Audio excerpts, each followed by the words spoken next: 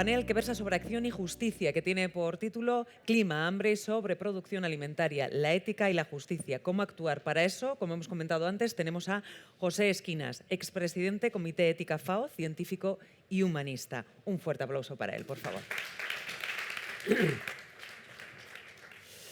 Bueno, me lo pone difícil Fernando, porque Fernando ha dicho todo, ¿eh? Yo voy a centrarme en algunas cosas más concretas y además en tratar también de decir qué cosa concreta podemos hacer todos y cada uno de nosotros. Pero antes de empezar, sí quiero agradecer mucho al Ayuntamiento, a la Diputación, el concejal aquí presente, a Ana Cursarbe por organizar esto, fundamentalmente a Alberto, a Pilar, a todos los demás, que sois un equipo maravilloso. Y decir también lo contento que soy de ver entre vosotros, bueno, a Maitena, que nos está presentando todo, y de ver, iba a decir, de ver entre vosotros tantos jóvenes, se han ido. Pero bueno, la edad media ha subido un poquito, pero todavía hay gente que no peináis canas por aquí. Y bueno, lo que quería decir es que justamente ellos son los más afectados. Los que la herencia que les estamos dejando les puede llevar a un suicidio colectivo. La culpa será nuestra, pero ellos son los que van a pagar las consecuencias.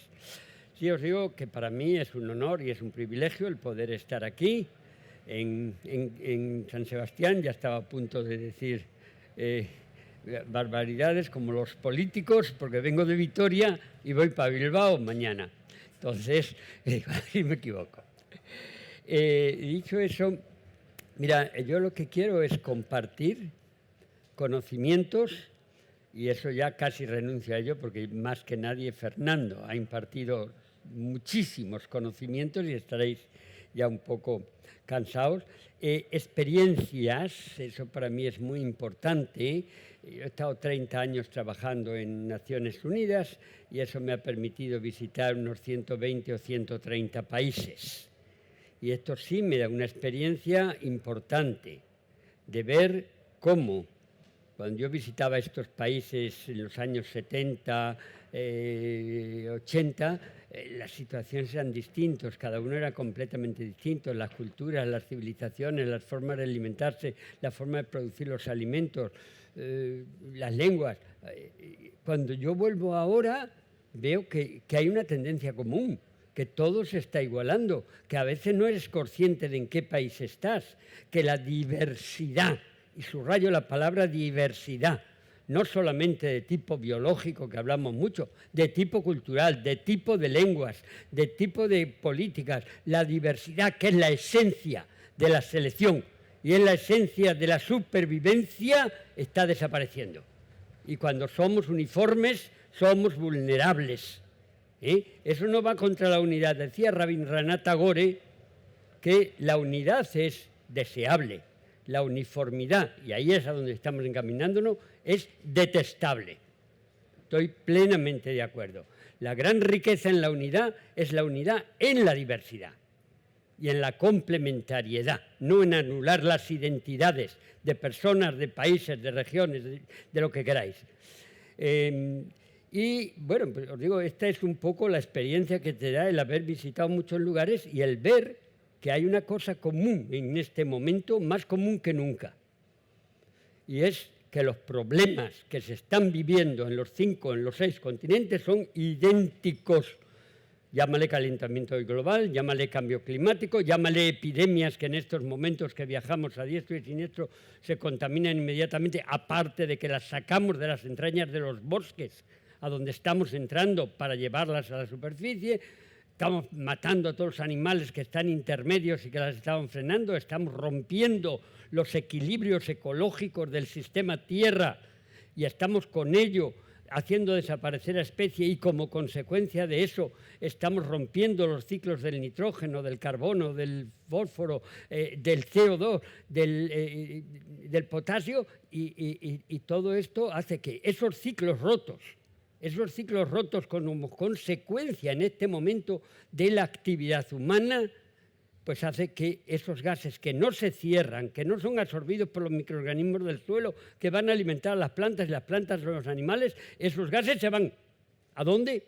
A los gases de efecto invernadero, a la atmósfera, que son los que van a provocar el cambio climático. Si es que está todo relacionado. Es que aquí no hay una crisis económica y una crisis financiera y una crisis ecológica. Hay una única crisis de ética, una crisis de valores y una crisis de responsabilidad.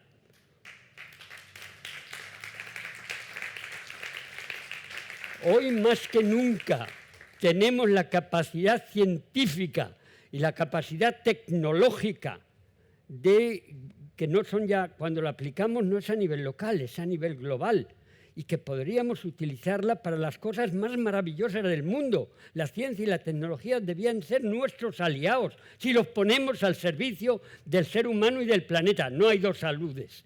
La salud del planeta y la salud del ser humano es la misma salud, la de todos. Pero, sin embargo, estamos usando esa ciencia y esa tecnología para, inconscientemente, porque yo sé que es por avaricia o es por otras razones, pero inconscientemente para romper esos equilibrios. Por lo tanto, esa capacidad científica y tecnológica hace 50, 100 años era imposible, por mucho que quisieras. Desaparecía esa civilización, desaparecía ese grupo étnico que atacaba a la naturaleza en su alrededor o que entraba en conflicto con la naturaleza. Y han desaparecido todas las civilizaciones, incluido el Imperio Romano, casi siempre porque han entrado en conflicto con el medio ambiente o en conflicto con otras sociedades. Pero han desaparecido. El gran problema es que esa situación de prueba y error permanente, que es la que permite la evolución de la humanidad y la evolución del planeta, en estos momentos al globalizarse, si fracasamos en esta prueba y error, se ha jodido el tinglao. Quiero decir, porque antes quedaban otras civilizaciones para sustituirlas, pero esa uniformización hace que si fracasamos, y no cabe duda que antes o después vamos a fracasar porque los errores son humanos y los vamos a cometer, desaparece, hay suicidio colectivo. Nos vamos todos con ello. No, el planeta no está en peligro ni lo ha estado nunca. Es más, ha habido cambios climáticos a lo largo de los 5.000 millones de años de vida del planeta. Y 3.000 millones de años de vida de la vida sobre el planeta.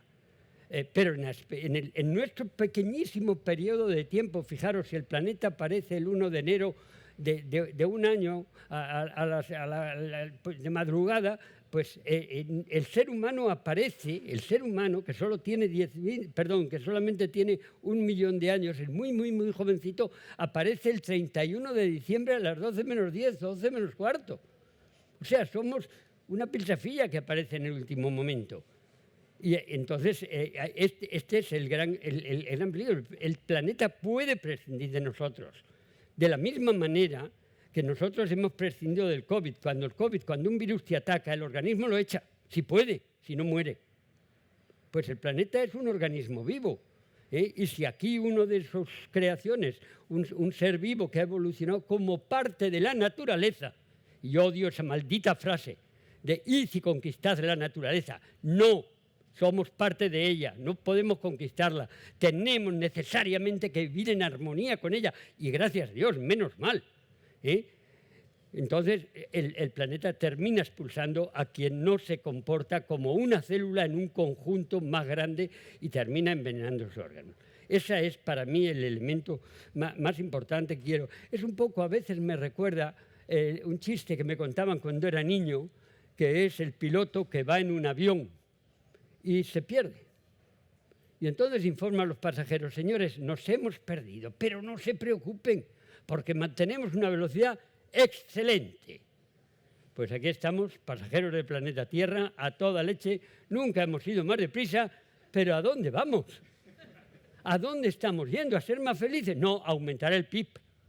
¿Pero qué coño es el PIB? Producto Interno Bruto, una medida de crecimiento económico. ¿Es eso lo que nos interesa o nos interesa el bienestar, el progreso, la armonía, la felicidad en definitiva? Os contaría muchas cosas con el tema de la felicidad y cómo algunos países en vez del PIB utilizan el FIB, felicidad interna bruta, o el índice de bienestar, etcétera. pero tenemos una serie de problemas intrínsecos a los propios sistemas cuando nuestro objetivo es crecer económicamente. No tiene ningún sentido, ¿eh? Pero entonces, ¿por qué en ese avión llamado Tierra, en esa navecita, estamos yendo en la dirección equivocada? ¿Quién está al volante en estos momentos del planeta Tierra? ¿Quién está conduciendo? Yo os hablaba antes de que tenemos instrumentos maravillosos, os he dicho la ciencia, la tecnología, podría añadir el mercado en el sentido más noble de la palabra mercado, podría añadir incluso el dinero, la banca, son instrumentos que deben estar a nuestro servicio para ser mejor y hacer un mejor planeta. Pero esos instrumentos que no tienen alma, que no tienen sentido del bien o del mal, que no saben lo que es norte o lo que es sur, que no tienen moral, están al mando del planeta Tierra, están al volante. Entonces, claro, si no son los políticos hoy son juguetes de esos instrumentos, no tienen la capacidad de acción. Entonces, que el planeta Tierra va a la deriva, es lógico que vaya a la deriva. Tenemos que retomar el volante del planeta, tenemos que redirigir nosotros y decidir a dónde queremos ir. Hace poco oí al secretario general de Naciones Unidas decir, hablo de hace menos de un mes, hemos abierto las puertas del infierno, cuando ocurría lo que estaba diciendo hace un ratito Fernando. Y es verdad, estamos yendo en la dirección de ese colapso, de ese abrir las puertas del infierno, cuando tenemos la capacidad de hacer lo contrario, de transformar la Tierra en un paraíso, con esa capacidad científica y con esos instrumentos puestos al servicio de nuestra felicidad y de la felicidad de todos. Esto es un poco, en términos muy generales, lo que... espérate un poco, a ver si tengo algún elemento que se me... Sí, muchos que se me han perdido, pero no pasa nada. No, el tema es, yo quiero hablar y ahora centrarme un poquito en un ejemplo que se haga más cercano, porque todo esto es un bla, bla, bla, que podéis estar de acuerdo, y además que no podéis estar en desacuerdo, pero... no porque yo os lo imponga, sino porque no hay más que abrir los ojos, ¿eh? Pero vamos a coger un tema concreto dentro de esto. Vamos a coger el sistema agroalimentario. Lo mismo que os voy a decir del sistema agroalimentario, del sector agroalimentario, se podría decir del sector de la construcción, del sector de los vehículos, de los transportes, lo que queráis. Pero como yo el que conozco más es el sistema agroalimentario, pues os hablo un poquito de él. Y vais a ver las contradicciones y vais a ver hasta qué punto somos corresponsables.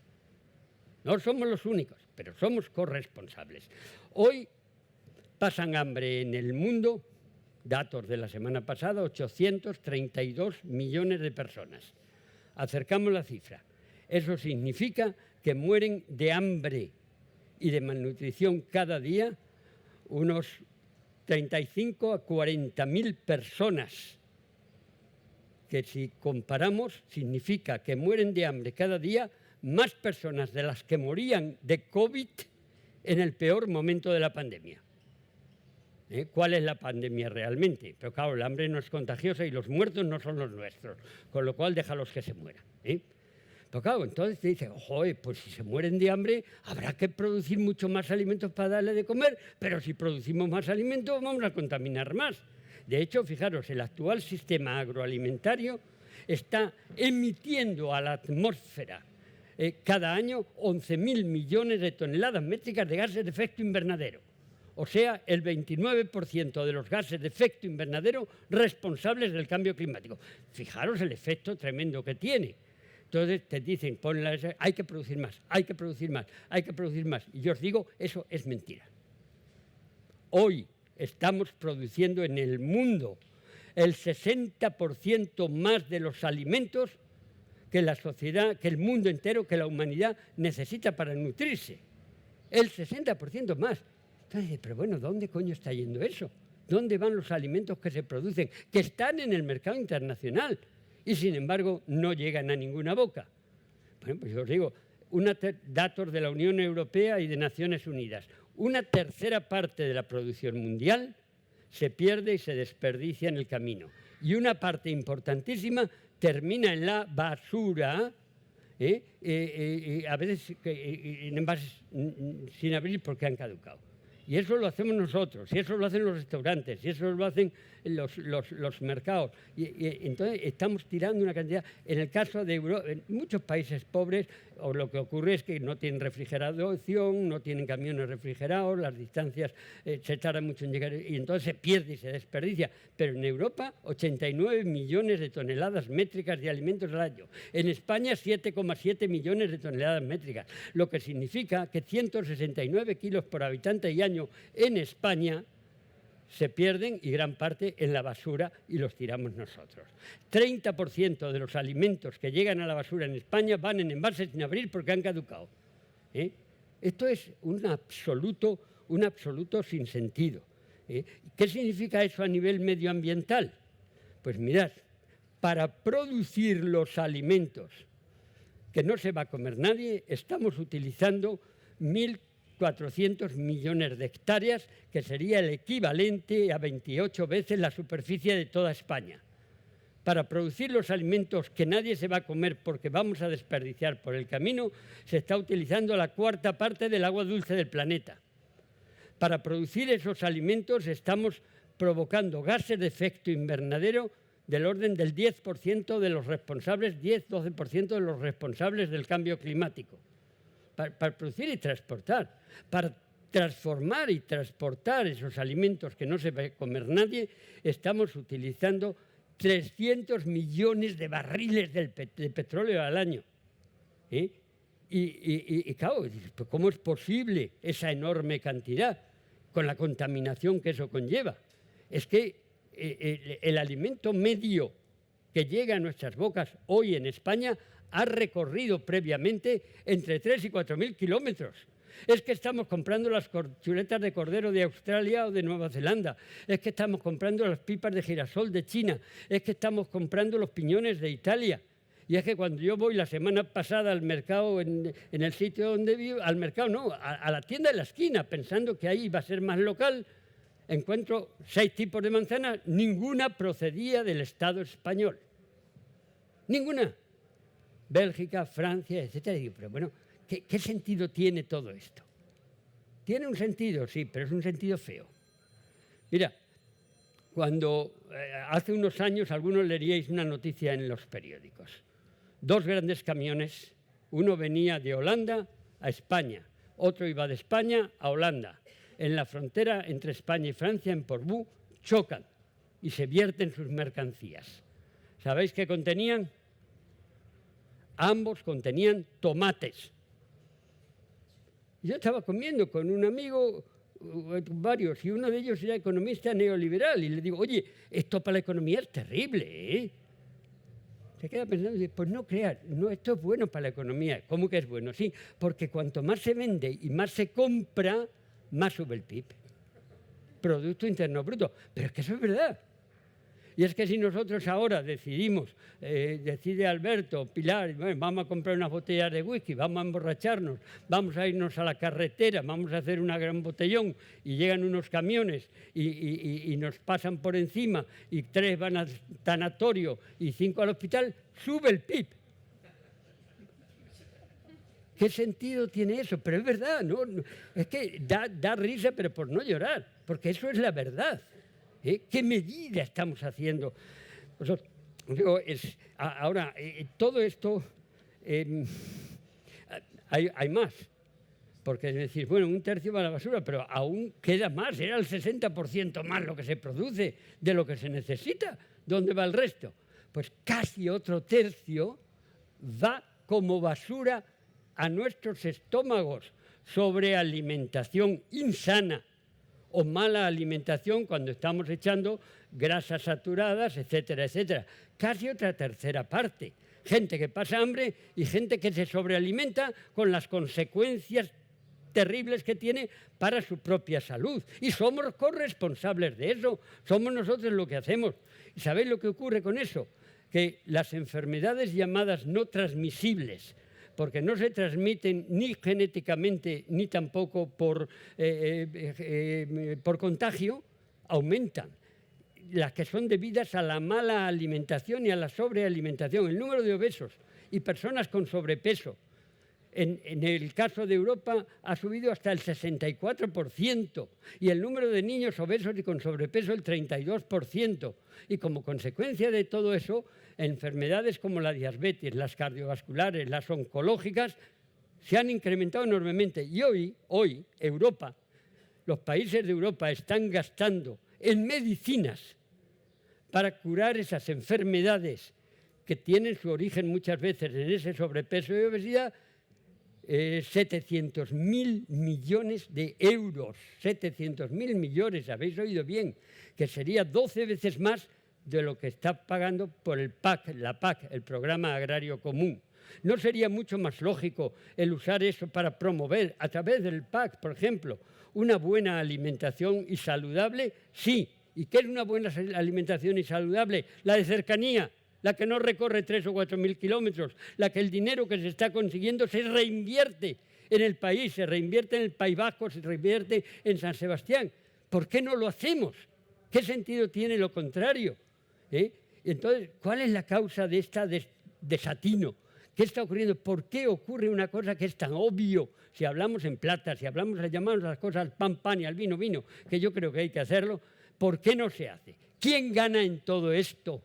¿Quién gana cuando Europa tiene que gastar en medicamentos para curar las enfermedades debidas a la mala nutrición 700.000 millones de euros? Las grandes industrias farmacéuticas. ¿Y quién gana en el caso de las... ¿A quién más puede beneficiar esto? Os digo una cosa, yo recuerdo, y ahora terminé de decir, también es el proceso de mercantilización de los alimentos a todos los niveles. Estamos mercantilizando todo, no mercantilizamos el alma porque todavía no se puede agarrar, pero lo haremos. Pero, fijaros, yo recuerdo cuando era niño y se me caía un trocito de pan al suelo, y algunos mayores recordaréis también, que mi abuelita o mi papá o mi mamá decía, Pepito, cógelo, bésalo y cómetelo. El alimento era sagrado. ¿Cómo se va a tirar al suelo si es la base de la vida? Hoy estamos tirando no ese alimento, estamos tirando el jamón de jabugo en envase sin abrir porque ha caducado. ¿De dónde nos viene esa cultura absurda? ¿Quién se beneficia? Pues mirad, un ejemplo. Habréis oído de cómo hace unos años la Monsanto se unió con la Bayer y cómo 2 años antes se une la Syngenta con la Ken China y cómo estas grandes multinacionales de las semillas y de los agroquímicos se han ido funcionando y ahora están debatiendo si se unen con la John Deere, que es la de la maquinaria.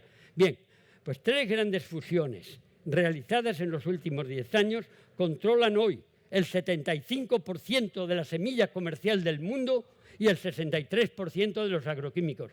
¿Quién gana? Y ahí os diría una cosa que dijo Kissinger hace muchos años. Henry Kissinger, os recordáis, ¿no? Los mayores seguro, secretario de Estado de Estados Unidos. Se ha muerto el hombre ahora, hace pocos meses, con 102 años de vida, todavía estaba activo. Tipo muy inteligente. Yo no comulgaba con sus ideas, pero le admiraba por su inteligencia. Este hombre en los años 80 dijo: quien controla el petróleo, del que os hablaba antes Fernando, controla los gobiernos. Quien controla los alimentos, controla a los pueblos. Ahí está. Tú puedes tener a un pueblo sin coches, sin teléfonos, sin muchas cosas, no sin alimentos, jamás. Y al haber perdido, y hablo de soberanía en el País Vasco porque me parece muy importante, al haber perdido la soberanía alimentaria, la capacidad de producir, de dar de comer a nuestra propia gente, hemos perdido la soberanía política. ¿Por qué creéis que cuando hay una guerra en Ucrania, a tantos kilómetros de distancia, resulta que suben los alimentos en España un 20 y un 30%? Pues porque en estos momentos España, que ha sido siempre un país esencialmente cerealista y que ha exportado cereales, dependemos para las macrogranjas, sobre todo, en un 60% de los cereales, trigo, avena, centeno, cebada, procedente de las tierras negras de Ucrania. Y dependemos en la producción de soja, que la podríamos también producir, en un 80% de la que se está produciendo fundamentalmente en Brasil y en otros países. Entonces, esto hace que no tengamos la capacidad, que los precios se desemboquen en el momento que hay un conflicto en una u otra parte del mundo. Yo seguiría diciendo muchos más ejemplos, pero no quiero acaparar mucho más tiempo. Pero lo que sí os puedo decir es que ¿cuál es la solución a todo esto? Localización. Fundamental. Todo lo que sea posible localizar. Dentro de la unión en la diversidad. Absolutamente. Pero todo lo que sea posible localizar. La soberanía alimentaria. Tú hablabas de la energía y de cómo se están produciendo. Es verdad que en España ha habido grandes avances en la producción de energías renovables, aunque no lo sean tanto. Pero es siempre un avance. ¿Pero en manos de quién? ¿En manos de quién? Cuando tú lo que tienes es grandes extensiones de miles de hectáreas transformadas en fotovoltaica, ¿a quién pertenece eso? Eso no es soberanía energética, que es la que debería de haber. Yo veo esa transformación, que además Teresa Rivera ha hecho con muy buen criterio y ha fomentado, pero ha fallado en una cosa. Quienes están comprando eso son las mismas grandes compañías que tenían el petróleo, pero es que antes del petróleo eran las mismas que traficaban con la madera, y antes de la madera, con el carbón, y antes con la madera, y cuando solo había energía humana con los esclavos. No todas, pero hay algunas que incluso mantienen el nombre. No es eso. Yo creo que una pequeña finca que de un señor tiene 20 hectáreas aquí, pues que dedique una hectárea a cultivar energía con sus placas solares. No va a desvirtuar el paisaje, no va a desturbar la fauna y la flora, y además va a autoabastecerse. Y si podemos ponerla en el tejado, estupendo. Y a nivel municipal, pues asegurémonos de que todo lo que necesita San Sebastián se produce la energía en el distrito de San Sebastián, ¿sí? Y en el municipio, y etcétera, etcétera. Cuanto más cerca, mejor. Y si no se puede, pues a nivel de región o de nacionalidad. Y si no se puede, pues a nivel de Estado. Y si no se puede, a nivel internacional. Pero acerquemos lo más posible las cosas fundamentales, las necesidades básicas, que es la alimentación y la energía. Y podemos hacerlo España perfectamente. Tenemos la capacidad. ¿Eso quiere decir que no hay que exportar? No. Todo lo que sobre se puede exportar. Pero en primer lugar, acerquémoslo a nosotros. Ese sería mi mensaje. En cuanto al tema de alimentos, en cuanto al tema del sistema agroalimentario. Y luego, por último, terminar diciendo qué podemos hacer nosotros. Y en parte ya os he dicho algunas cosas que podemos hacer. Ya os he dicho de qué manera, si somos nosotros los que tiramos, y muchos de los alimentos que tiramos a la basura los tiramos nosotros, pues no los tiremos. Cuando vayamos al supermercado vamos a comprar lo que se necesite. Y si es mejor en la tienda de la esquina, mejor que en el supermercado. Y solo lo que necesito, porque una semana después voy otra vez y lo compro. No hace falta comprar para todo el mes, por si acaso. Y como es por si acaso no ocurre, lo tiro. No tiene sentido común. Pero es que además se trata de comprar cualquier cosa. No, tienen la obligación de poner una serie de datos. Ojalá pusieran mucho más. Entonces, si puedo comprar un producto de cercanía producido con agricultura ecológica, agricultura orgánica, agricultura biológica, agricultura de conservación, agricultura periurbana, que hay muchas, pues comprémoslo, pero cuanto más cercano, mejor. Comprar no es un acto inocuo, comprar es un acto político, y el peso de nuestra inversión como consumidores es más grande en estos momentos en los que impera la economía que el peso como votantes. Por supuesto que debemos votar. Si no tenemos el partido ideal, pues al que sea menos malo. Pero por supuesto que debemos consumir con un criterio y una responsabilidad esencial, porque en ello está la vida de nuestros hijos. Porque, como alguien decía hace un rato, los recursos naturales del planeta, tierra, agua, aire, diversidad biológica, energía, que son la base de la producción de todo, no nos pertenecen. Dicen los africanos, los tenemos en préstamo de nuestros hijos. Y es así. Los tenemos en préstamo. Cuando hacemos esto, estamos robando a nuestros hijos.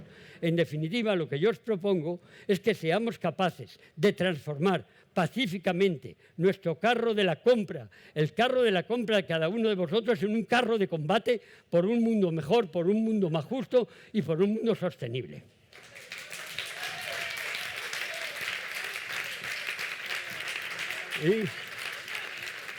Si la moderadora me permite 2 minutitos más, porque muchos diréis, y con mucha razón, sí, pero el que yo haga eso no es suficiente. El que yo haga eso no es suficiente, estoy de acuerdo, no es suficiente. Hay que cambiar más cosas. hay que cambiar las leyes injustas.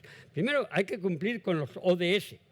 Los ODS, que están tan criticados y que yo diría que los negacionistas del cambio climático como los negacionistas de los ODS del programa 2030, o son unos ignorantes, o son unos ambiciosos cortoplacistas, o son unos oportunistas políticos. No hay opción, no hay opción. Y si no, que vengan aquí y lo discutan abiertamente, a ver si tienen narices para hacerlo.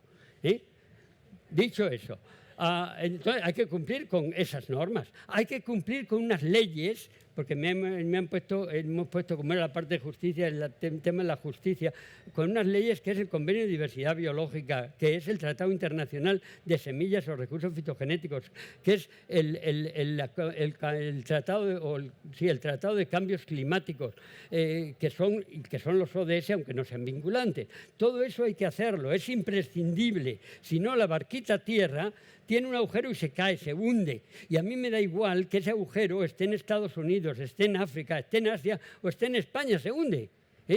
Entonces, y esos son los ODS, esos parches para que no se hunda.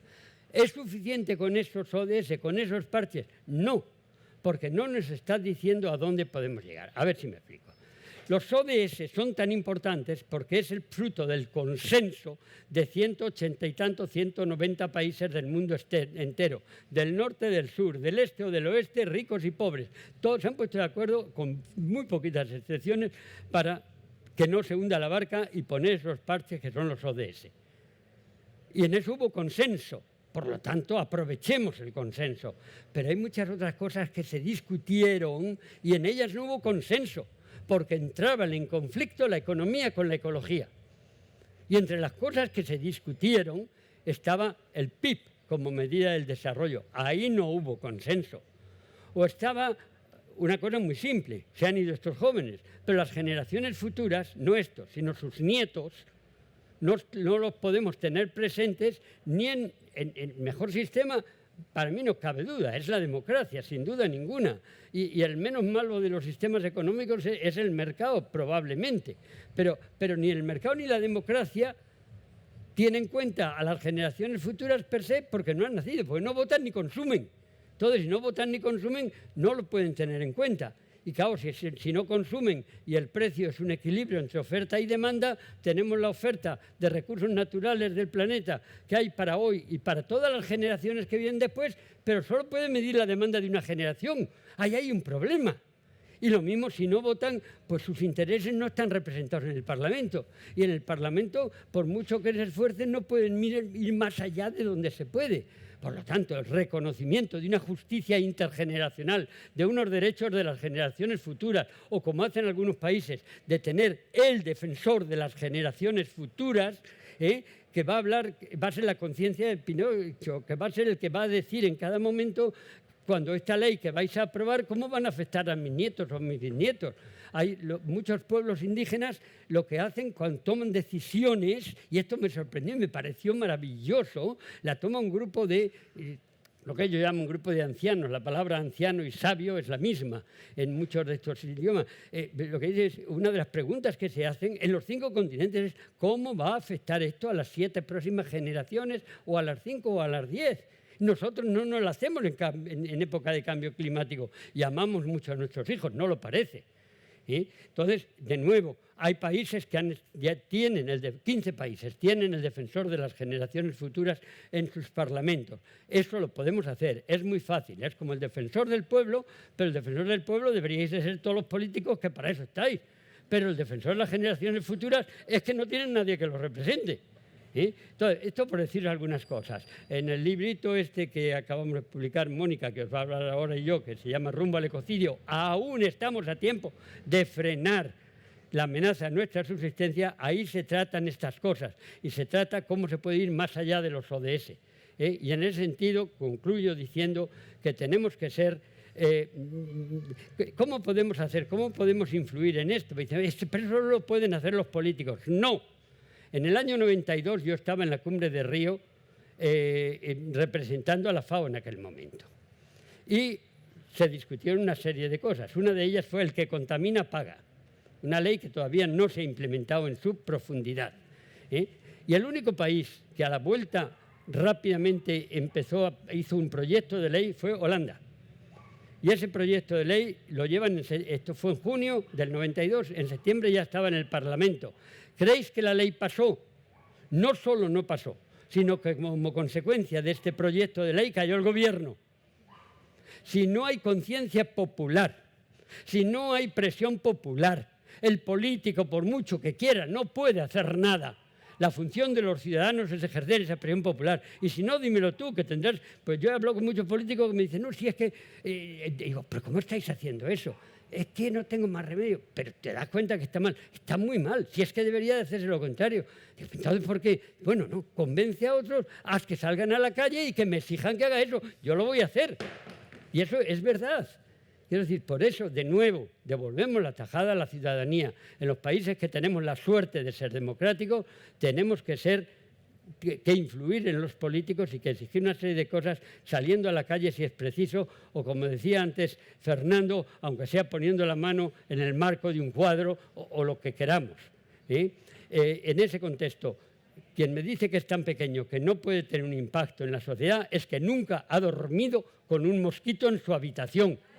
Que fíjate, son pequeñitos y no te dejan dormir. Y hay que ser mosquitos, hay que ser moscas cojoneras. Porque tú eres bien mosca cojonera. Pues venga, pues